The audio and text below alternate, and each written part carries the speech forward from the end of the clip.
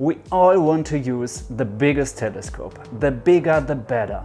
In some way this is of course true, but when do we reach the point where the telescope we want to use becomes too big?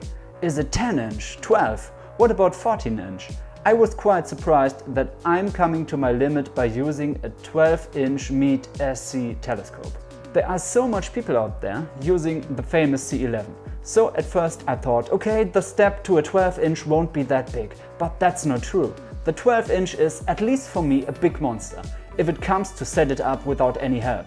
It's way heavier than the C11, so there are some things to consider before trying to set up a big telescope for an observing or imaging session, if you have no helping hand. First tip. Never set up the scope in a cold night if it's your first session. The bigger the aperture is, the more careful you want to be, so don't over-tighten the holding screws, even if you are afraid that the scope could fall down. If you over-tighten the screws, you will possibly have big issues to open them up again, after they were in the cold for some hours. You should always have some pincers with you for the case that the screws are over-tightened, especially if you can open one screw but not the other, so that you're not sure if you can take your hands away from the scope. Second tip. Set everything up several times before it comes to your first real session. Maybe you stumble over some problems you will better not face after a long session when you're already very tired.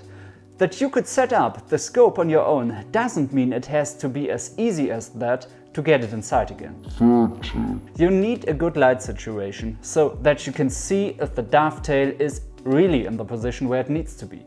You should always carry a torch with you so that you don't have to leave the scope if you aren't sure if it has all been set up in the right way. Fourth tip. Set some markers where the dovetail needs to be in operation mode.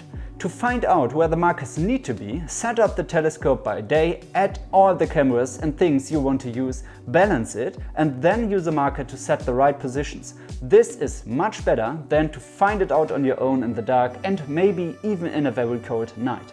Fifth tip. If you are unsure anyhow, if you can handle the scope on your own, ask a friend to help you when you set it up the first time. If something goes wrong, which can always be the case due to several reasons, it can be that you need a helping hand. For example, if you're still holding the scope but you cannot see if it sits properly on the mount and you don't want to risk to take your hands off. Last tip. Check out setting this or that scope up videos on YouTube. Some hobby astronomers have developed very clever ways to set even the biggest telescope up safely and without help.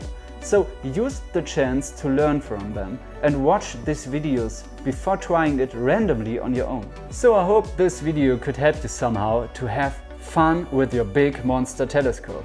To be honest, I've never heard that someone's telescope really came down and was destroyed, even if you might think of these situations. It's unlikely. But to keep it that way, it's very important to be well prepared for your first session with a big aperture. Clear skies.